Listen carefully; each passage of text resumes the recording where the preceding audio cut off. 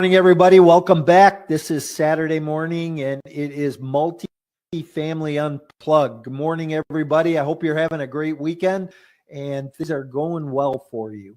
Hey, it's interesting. I always ask at the beginning of my show that one question, and I'll ask my guest this morning, in one word, what best describes you personally and professionally? And, everybody always tends to come up with the same word, focus, driven, grit, grind, and it was interesting. I did a podcast over the last couple of weeks, and somebody used the word learner. And what's crazy is that, you've got to keep learning. And you've got to keep growing. That's how we expand, and I always ask that question about where are you at personally and professionally, because none of us grow professionally unless we're growing personally. And I think that it's really important that we focus in on this. And this comes to mind this morning because a coaching call that I was on this week with a client, and we were talking about his business. He has another business other than multifamily investing.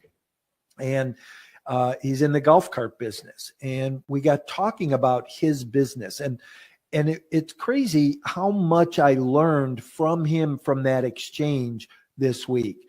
Here's a guy I've coached for about a year, and we really dug into his business, some of his business fundamentals this week, and the things that you can learn. So, I just use the word learner this morning because I think that's such a great life lesson to live by, where you keep learning. I've been in the multifamily business 30 years, and I continually learn. And I learn just as much from my coaching clients and my podcast guests as I do from, what I've learned over the years. So it's, my encouragement for you this morning is to keep learning. Hey, if you're new to the show this morning, welcome. Glad that you're here. Thank the person who invited you. I think buckle up this morning for sure, no doubt. My guest is Clint Harris from Wilmington, North Carolina. We have an interesting connection in Wilmington. He's with Nomad Capital. We're going to spend a lot of time on raising capital. And really, that's what our major focus has been recently. And we're going to continue to plow into that because, we're a function of the capital that we raise. If we don't raise that capital, we don't do the next deal, right? So we have to be in that offensive position continuously in order to grow our businesses. So, hey, if you like what you see this morning, smash the like button, the subscribe button, follow us. We're always bringing great guests, good content. Let's bring Clint in and start this conversation. Hey, good morning, Clint. How are you? I'm great, Mike. How are you today? I'm great. Good to meet you. I know that we've been trying to get this on the books for a while, and it was interesting this morning when we connected to find out that my best friend in the world lives in Wilmington, North Carolina, where you're from. So, yeah, and it's a small town. I bet he's not far from me right now, and my wife is in the same real estate industry that he is. So I bet we've probably been in some of the same parties and run in close circles together. So I'll make sure and shake his hand next time I get a chance. Yeah, when I talk to him on Monday, I'm going to bring your name up, and he'll probably say, "Oh, I know his wife," or something. That's how he is. Yeah, he's a good old boy, that's for sure. Hey, as we get started here this morning, I kind of talked about it, but I asked that one question, and I'm actually in the process of writing a book on the one word, and I'm taking the top 100 words that my podcast guests have said. And I've asked this question maybe 300 times, but, in one word, what best describes you personally and professionally? This is a great question. I think we actually probably already have an example of it in just the short amount that we've been talking. But I think the first thing that comes to mind is that I'm a connector in that I believe in the power of networking, and specifically in recognizing my weaknesses so that I can complement those with other people's strengths, or understanding what people's motivations are or what they're going after so that I can help facilitate that. And I believe that I don't need to know somebody that knows how to do everything. In every town you go to, in every group, there's a few of those super connectors that if you know that person, you feel like you know half the town. And I'm not saying I'm the best at that, but that's something that really served me well in my former sales career. And it continues to serve me now, is that I'm a huge extrovert. I like to know people. Like to know what they're working on. I like to know how I can help. And if I can't, I like to know who I can help them connect with, because I believe that the whole is greater than the sum of its parts. So I would have to say networking or being a connector is probably the best word. I love that word. And I think it's so important in what we do, right? Because you and I don't have all the answers, but somebody out there does. And, you know, there was a book written years ago called 6 Degrees of Separation, you know, and they really focused on, you know, you're only 6 people away from actually meeting the president, right? Or Right. 6 people away from meeting, you know, a famous movie star you want to meet. And it's just those connections. And I don't know that I really ever realized that myself till, you know, probably 20 years ago now. But I met a guy and we had a great conversation. And he said to me, he said, "Hey, who do you need to meet right now?" And I said, "Boy, that's a great question. I'd like to meet X, Y, and Z." He went right over to his computer. This is the old days. And he printed out for me, you know, 3 connections. And as I was leaving his office, he was calling them on the phone saying, "Hey, take a call from this guy." So, you know, I think that's so important. And I think people lose sight of that over time, right? And I loved what you said about, you know, hey, what do you need and how do I help you find that?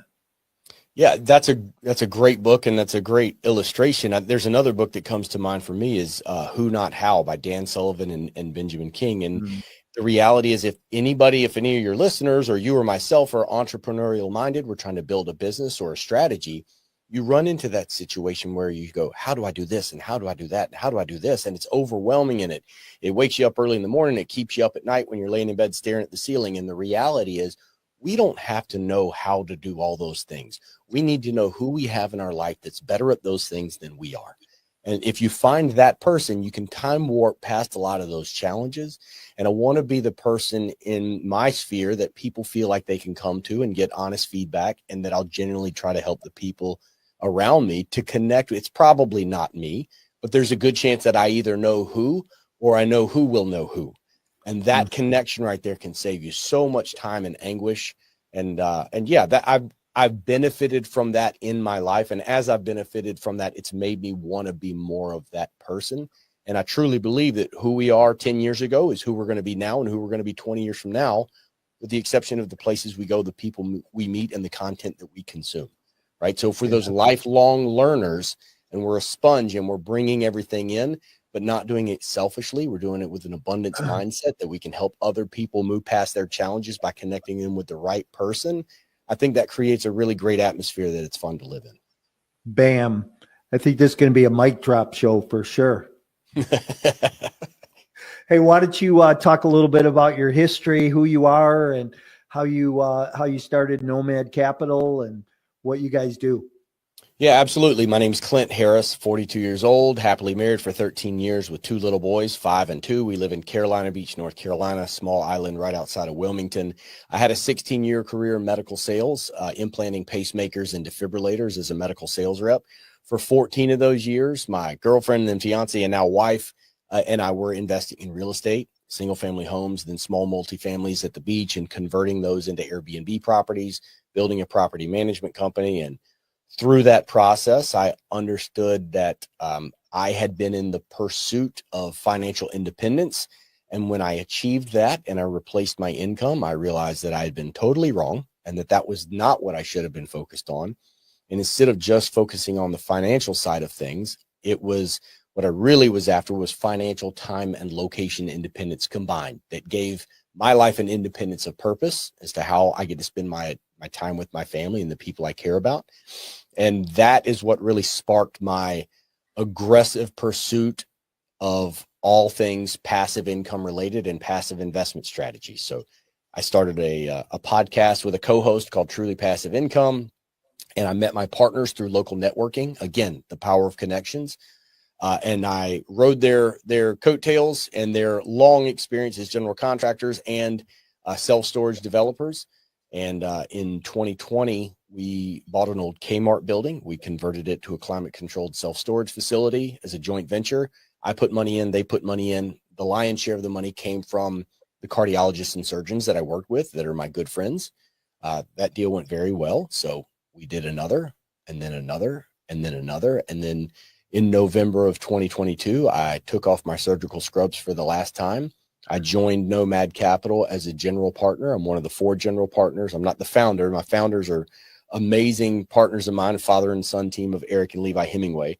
So I joined them as a general partner. We have 17 employees. We're at 150 million in assets under management right now, with a roadmap to get to 500 million over the next 5 years, and then $1 billion.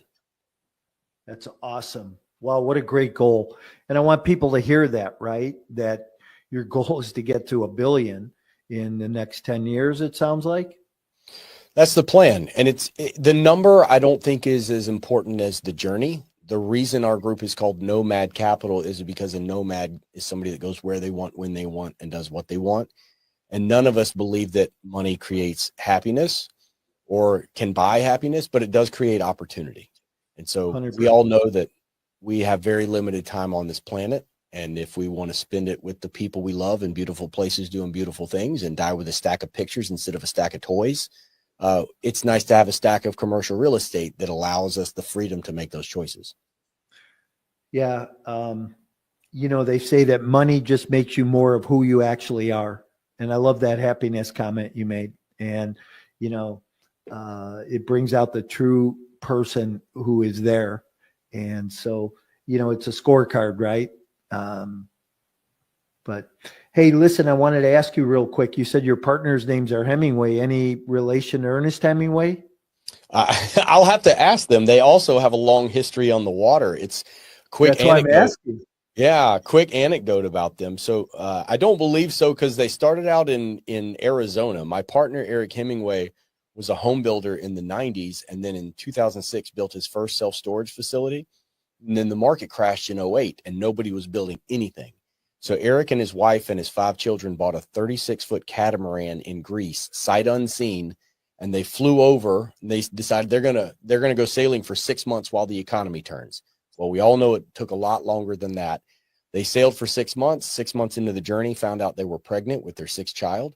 They stopped and had their 6th kid in Jerusalem and kept going. They sailed for a total of 3.5 years, all the way Africa and up the rivers and everywhere, and eventually sailed, I think it was 15 or 16 days across the Atlantic Ocean, and landed back in Wilmington, North Carolina, where we are now, and started building houses again, flipping, and then got into storage and then storage conversions. And Nomad was born from this idea of commercial assets that can provide a life where you can do things that you love with the people that you love. And that's where the name Nomad came from. So I don't think there's any relation, but they certainly have the spirit that he did, and have spent a lot of time on the water. And that's one of the things that I love about being part of this group, is that we encourage our employees to be nomads and to work remotely, or to travel the world, or do whatever they want with the amount of time that we have on this planet.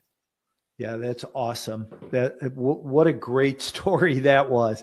Never expected that this morning, that's for sure. But hey, let's talk about time freedom. I know that's something that you like to talk about. And, obviously we're kind of in that, conversation anyhow, based on, that story and what we've kind of talked about. But, if the passive real estate investor, or the real estate investor out there who wants to get into real estate is listening, talk about time freedom for them a little bit.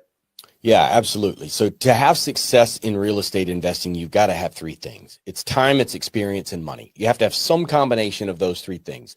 And if you are an LP investor, it likely means you have a primary occupation that's probably not real estate investing related, right? But you have to have those components. So if you don't have that time, you can't get that experience.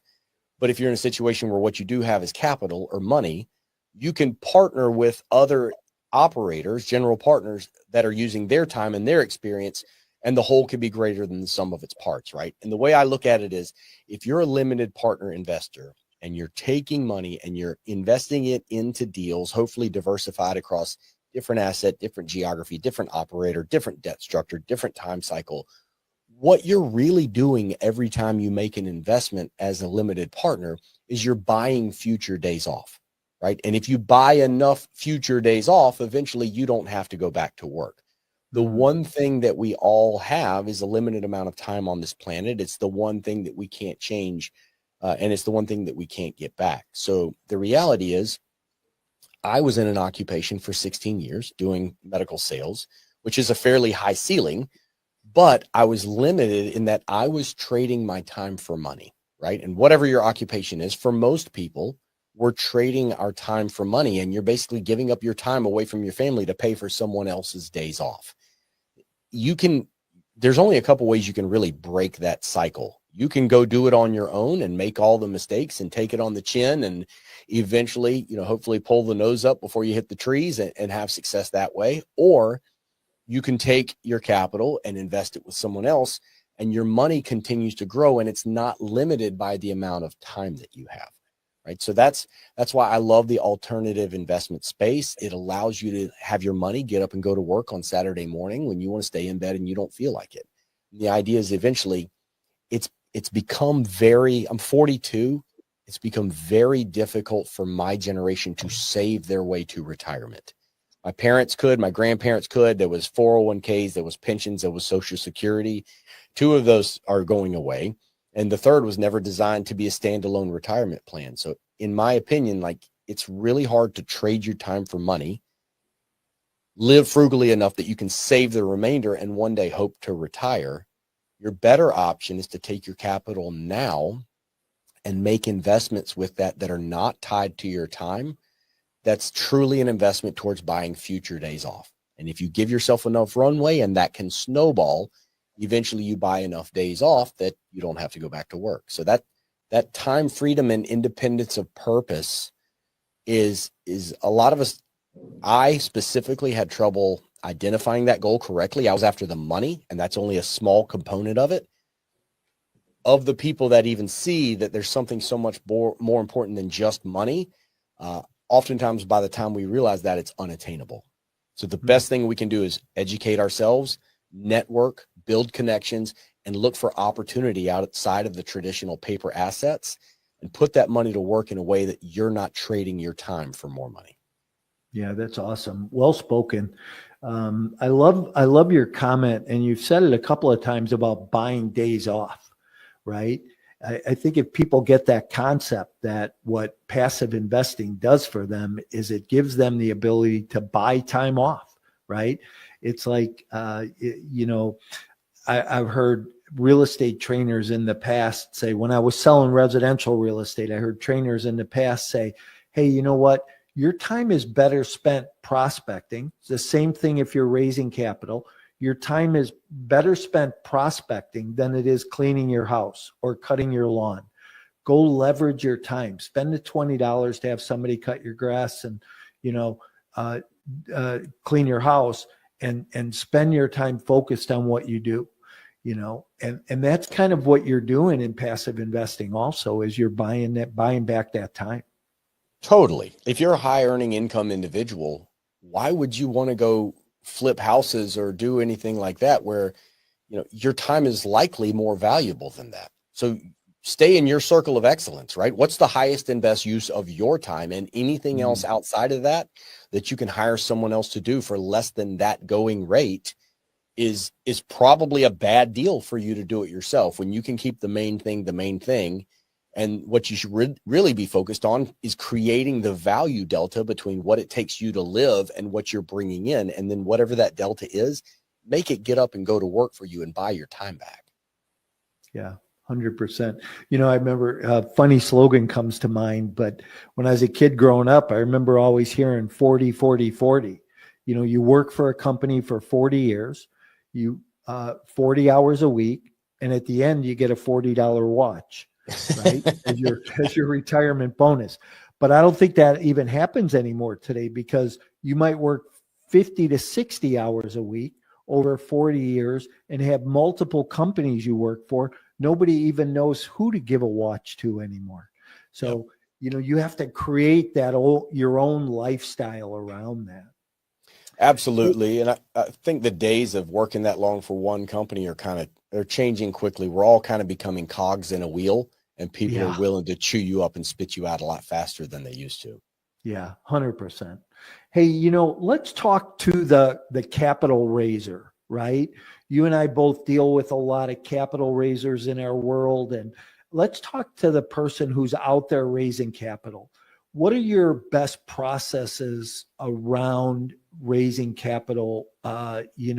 Whether it be a lead magnet or a social media, but what are your best processes? Yeah. So the evolution of my capital raising career went from, having a great Kmart conversion deal fall in my lap. And I had some strategic partnerships on some multifamily properties before that with one or two partners. But basically, I work in an arena with white coat professionals, meaning physicians and surgeons and cardiologists that are all looking to break those golden handcuffs and get away from the hospital system. But that's the world that they live in. So they're always looking for opportunity, and they have money, but they don't have time. Without time, you can't get experience. So for me, it started very organically. Just those are my friends. These are my people, right? We're fishing together. We're hanging out on the beach on the weekends, letting our kids play. We're at the birthday party together. So at the end of the day, it was within my sphere. And those first deals that we did were, the first time we needed to raise under $1 million for our first Kmart, I picked up the phone. I called 15 people and 12 people said yes. Right. I was like, man, this capital raising thing's pretty easy. The reality is, as you get outside of that circle, you and I may have college buddies. These guys have college buddies, med school buddies, residency buddies, fellowship buddies, surgical buddies. Like, they've got a much larger horizon. So within that space, because that's the world I came from, and I came from a sales background, which essentially is what capital raising is, it was pretty soft landing for me there. And it was pretty easy to raise the first 10 or 15 million or so. Outside of that, you start getting to the point where that trust will transfer about once. If I have a good relationship with you and you tell me about your good friend who lives in Wilmington, if I connect with him, we're going to have an instant connection, and we're going to have a great conversation and probably hang at the bar during the real estate party while the wives are off doing something. And we're going to chat about you. And I want to hear funny stories about how long you guys have been friends and things like that. If I meet someone that he knows or that they know, that trust doesn't transfer quite as far. So outside of that circle of trust, you have to start really understanding what your value proposition is, right? And commercial real estate has really taken it on the chin the last few years. And you've got a lot of operators that have gone dark, or with their social media, or IRRs are coming up short or non-existent in capital calls. The way I look at it is, the operators that are still doing deals right now are typically a different breed. Warren Buffett says you can't tell who's swimming naked till the tide rolls out, right? Skinny dipping or something like that. I think we've had a lot of people exposed over the last couple of years. And so frankly, it's probably a good time to identify who you want to partner with moving forward. If we've made it through these last few years, they're doing something right. The underwriting was correct, and the interest reserves were correct, and the understanding of variable rate debt was managed appropriately. But the reality is, my job is not to sell you or anybody else in storage. And I'm not giving you a pitch here. I'm telling your listeners, the capital raisers, this is the way my mentality is, and this is the message that works for me. My job is not to sell you or anybody else on self-storage as an asset class, or on my group, or on what we do. My job is to educate. I will educate you on everything self-storage related, and how that consumer has wildly changed over the last 10 years compared to the traditional consumer in that space. It's up to you to decide if that fits in with the goals for your life. The best thing we can do is, in my opinion, be the first person to tell someone that they should not invest with you. If I'm telling you, hey, this is a development deal, it's going to take us a year to build out this Dillard's into a 3-story self-storage, and then it's going to take us 3.5 years to fill it out, and then we're going to do a cash out refinance, and you're going to double your money tax-free because we're leaving you in the deal, so there's no capital gain. You want to explain the deal. And I want to be the first one to say, look, if you need your capital back in 3 to 4 years, or if you need cash flow in year 1, I'm not the guy. This is not the group, and you should not invest with us. It doesn't fit. But the first thing I want to do is ask questions. Mike, tell me about yourself. Tell me about your family. Tell me about your goals. Tell me about what you're trying to accomplish. And I'm not listening so that I know how to craft my message to put the hooks in. I'm listening so that I can find out if you and I are a potential good fit as strategic partners. And if we're not, I'd rather be the first one to tell you that. And I'd rather have that conversation up front, because if 4 years in, you feel like you're not happy with the way things are going, I'm still the one that has to take that phone call. And there is no amount of money in the world that's more valuable than your integrity or your ability to communicate honestly and do what you say you're going to do. Now, we all know the market's going to give challenges, and our job is to adjust to what the market is giving us.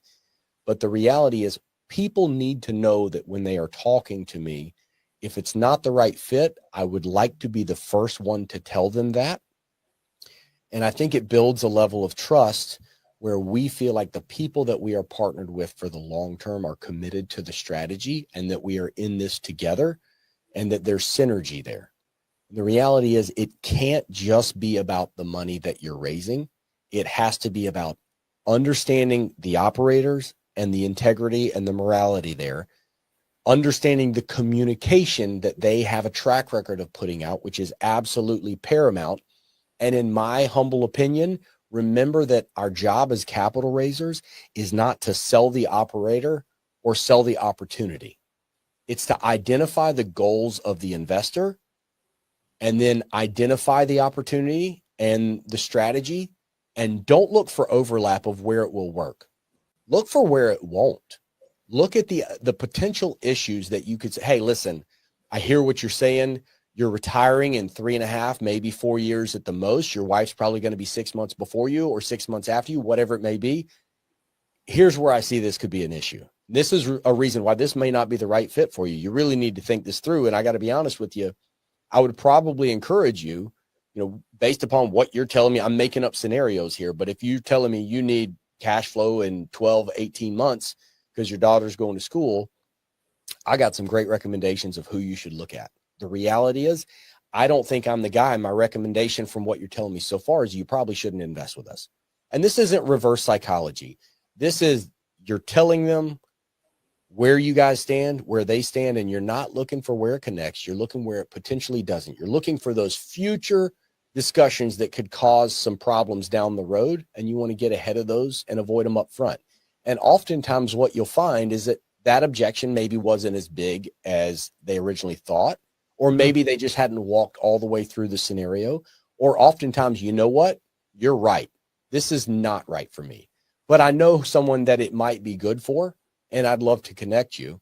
And I'm like, that's great. I'm happy to talk to anybody. And I'll always approach it from a place of education, that education on the strategy. And then we're looking for commonalities, but more importantly, we're looking for objections. And if I can't navigate them with the business plan, this probably isn't the right business plan for you. That's great. I've written a bunch of notes down on things you said, but one thing that really stands out is identify the goals of the investor. I think that's so important, right? A lot of us want to just jump into the sales pitch before we know who that investor is. And does that investor, fall into our avatar of what we're looking for an investor, right?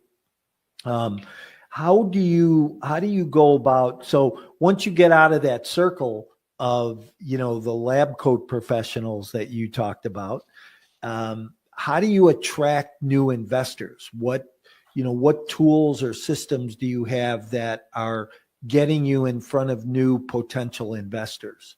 Yep. Let's talk about the nuts and bolts there, and then we'll go a little bit more into, there's a science and there's an art. Right. Let's talk about the science. The science in our mind is right now the lowest cost of capital that we're finding. Conferences are waning, in my opinion. There's a few out there that are pretty solid. But for us, meta ads have been great. We have marketing campaigns with short ads that are going out across Instagram and Facebook that are specifically targeted to accredited investors that kind of fit our avatar. So that rolls out nationwide to accredited investors. If people like what they see, they click a link, they fill out a form.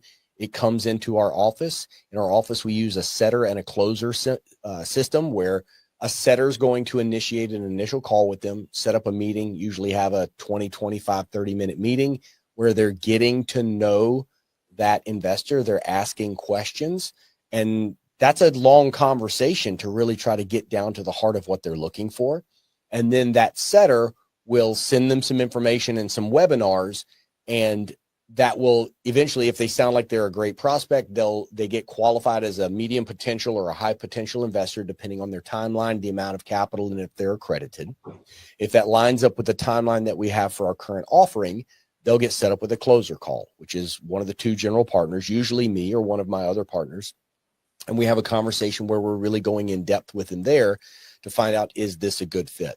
One of the really amazing things that we've implemented recently, and I'm not going to give away the secret sauce here, but our setter will take that initial 30-minute conversation and drop it into a Chat GPT AI bot that we've built that will condense that down to a one-pager of telling, first of all, it will give him coaching tips as to what he can do better on the next call.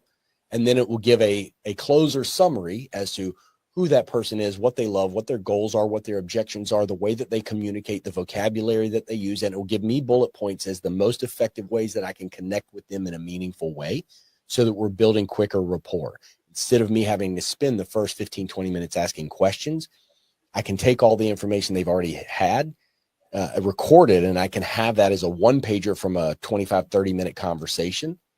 And then I can have that conversation with them. And then we can also take all of our calls are recorded. Those recordings turn into transcripts.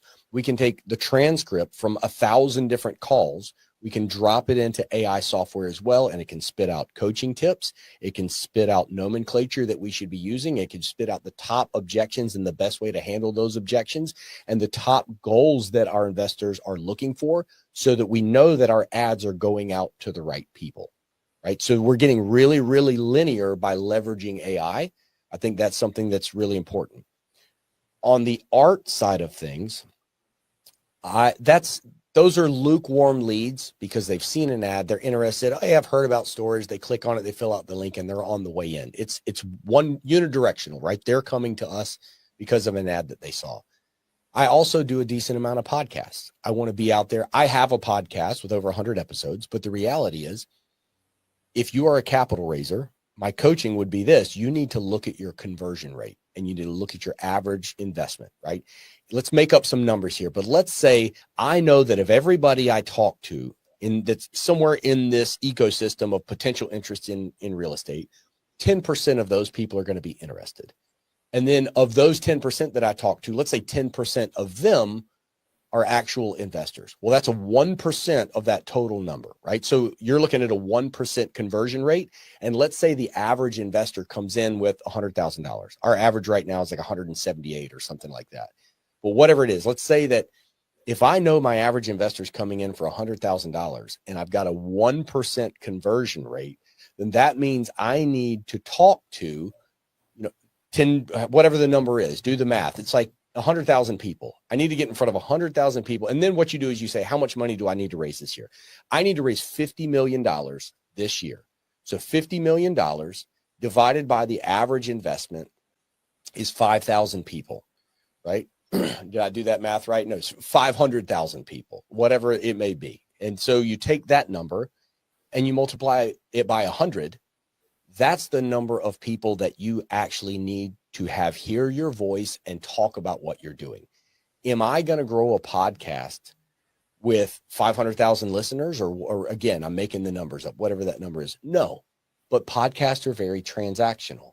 I can have a podcast. I can grow my listenership to, 5, 10,000, whatever, but I can also use that to identify other professionals in the space that I think are great, that I can learn from and would be educational for me. So I can invite them onto my podcast where they're going to give me, 30, 40 minutes of their dedicated life experience for me to ask them questions when normally it would be impossible for me to get them to go to lunch with me. So that's helping my education and helping me get better. And inevitably, a lot of them ended up inviting me onto their podcast as well. It's that classic who, not how that we talked about. I don't have to build a podcast with 500,000 listeners. I have to build a podcast to connect with 50 other podcasters that each have thousands of listeners. And collectively, that's going to be the number that I hit to get interest down to that 1% conversion rate. Multiply that times our average investment size, and there's your $50 million. So it's, in my opinion, it's a word problem, and you work backwards from there. So that's the That's the Instagram meta ads marketing side. There's the podcasting side, which has a very low cost of capital because that's essentially free. It's networking and it's connecting like we talked about. And outside of that is I still believe in conferences because I believe that in a world where everything is moving more and more digital, the value of a handshake and eye-to-eye contact is more valuable than it has been in a long time. And it's going to become more valuable over the next decade or two because I think that connection is being lost. And I love that connection, right? I'm an extrovert. So I like to go to conferences, but I don't want to be on all real estate podcasts. A lot of them are, but I don't want to be on all real estate podcasts, and I don't want to go to all real estate conferences because I become part of the noise. It feels a little bit like you're standing at the edge of the Grand Canyon shouting into the void, right? Right. But the riches are in the niches. I like going to the cardiology conferences, the dental conferences, the plastic surgery conferences, because I speak that language. I know what it's like to practice defensive medicine because the administration at the hospital is weighing down on you and you really wish you could break free from that system. If only there was a way you could stop trading time for money. That's a message that resonates across that space. And so when I go to a conference and I'm the only real estate guy there at a dental conference, or I'm the only real estate professional speaking on a plastics podcast that's about how people can make money in their practices, and maybe they talk about real estate once a year, that's where I want to be.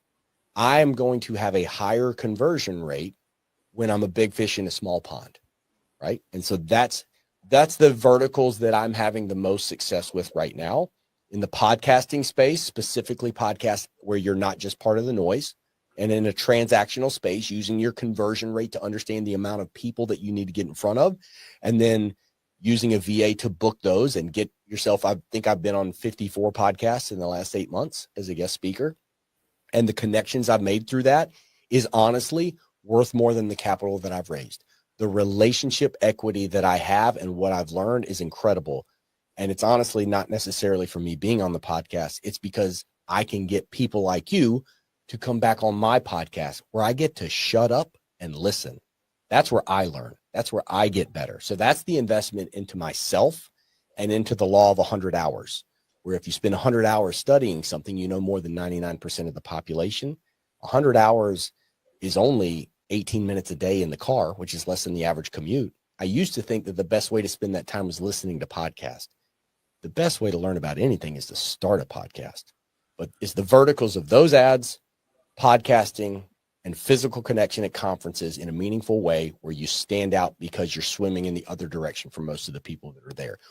Wow, that was a lot of talking. I'm going to take a break. Cow. But boy, oh boy, I really am going to encourage people to go back and listen to this a couple of times because I'm going to, because there was a lot of gold in there for sure.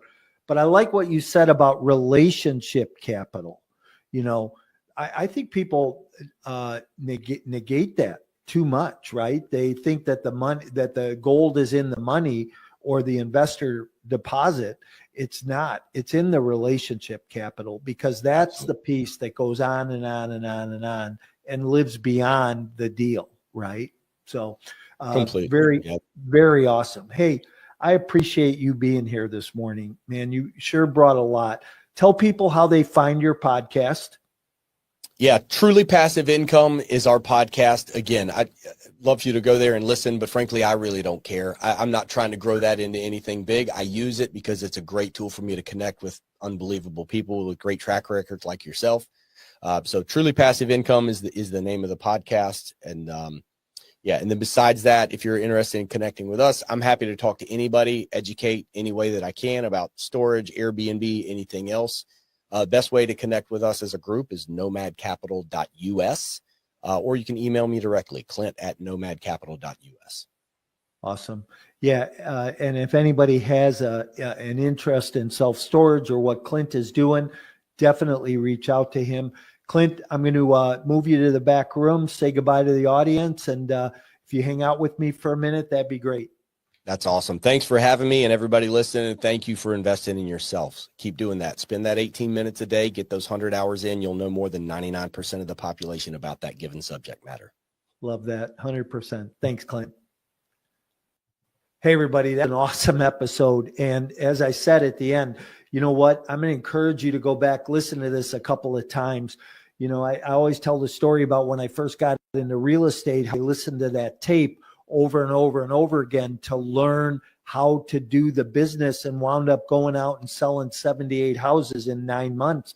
You know, you can do the same thing with this and with raising capital. Go back and listen to Clint. Boy, he had some gold in there for sure. Appreciate you being here. Please tell somebody about the show. Join our community, Multifamily Unplugged. Subscribe on YouTube, and we're continually bringing great guests like Clint every week to the platform. So glad you're here. If we can do anything for you, don't hesitate to reach out. If you are a passive investor and you're wondering about your risk reward, your risk tolerance right now, hey, go take the risk tolerance quiz. I have a quiz. It's a 10-question quiz. It'll take you about 3 minutes, and in 30 seconds, you're going to get back an answer about your risk tolerance. But go text the word investor to 224-269-6700. Text the word investor, and you'll just take the quiz and learn about yourself and your own risk tolerance and what you think you should be investing in or where you should be investing. Look forward to seeing you next week. Thanks for being here, everybody. Have a great week.